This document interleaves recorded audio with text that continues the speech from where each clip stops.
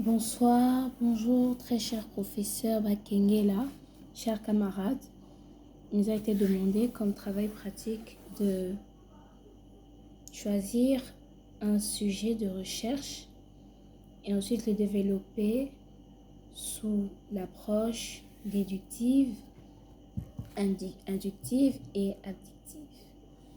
Je commencerai par donner le thème du travail sur lequel j'ai basé mes approches.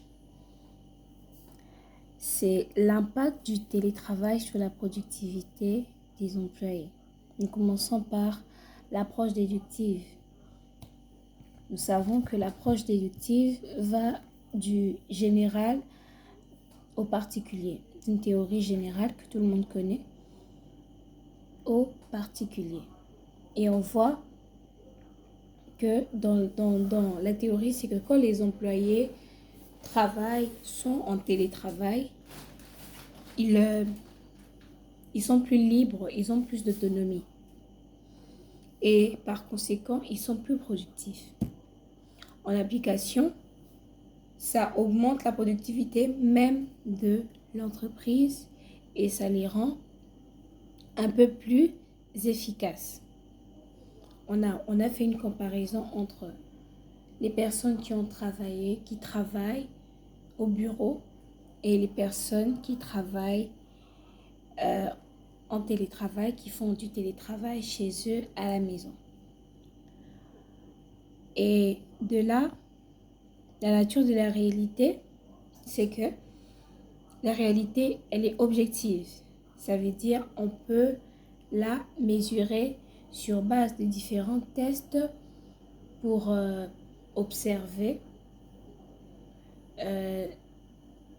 l'état du personnel face au télétravail en fait. Deuxièmement, c'est l'approche inductive. L'approche inductive se base sur des faits réels, des faits observés.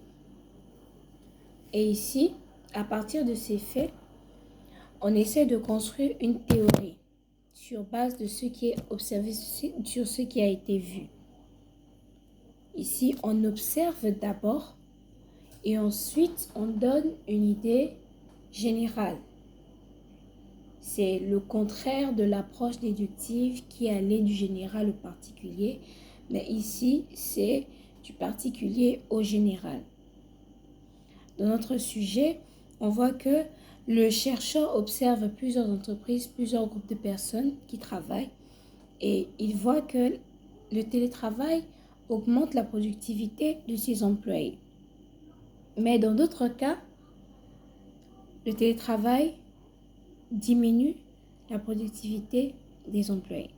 En regardant les conditions, les outils que ces personnes, ces employés utilisent, on remarque que la productivité augmente seulement quand le télétravail est bien organisé. Le chercheur conclut donc que le travail peut améliorer la productivité que s'il est bien organisé ou s'il est bien encadré.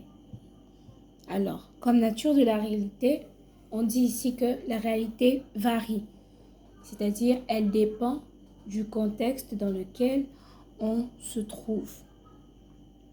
La troisième approche, c'est l'approche abductive. L'abduction, si je peux dire ça comme ça, sert à trouver la meilleure explication possible.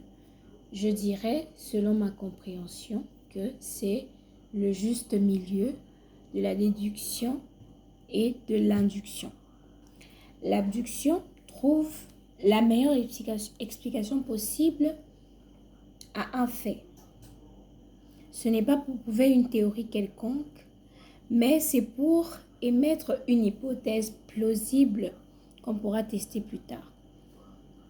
Exemple de notre sujet, on a observé dans une même entreprise certains employés devenaient plus productifs par le télétravail et d'autres le devenaient beaucoup moins.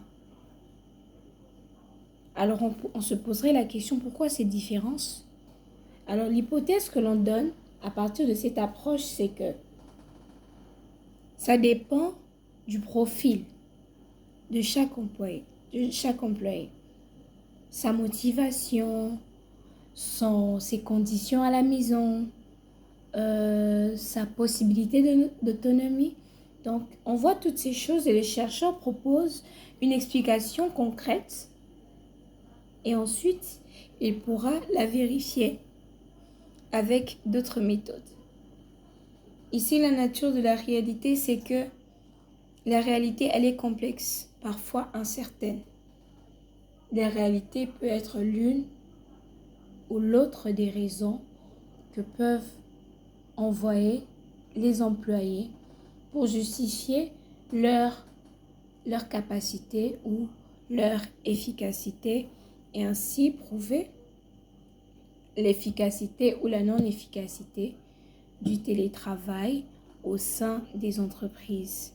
Merci beaucoup pour votre attention. C'est par là que nous clôturons.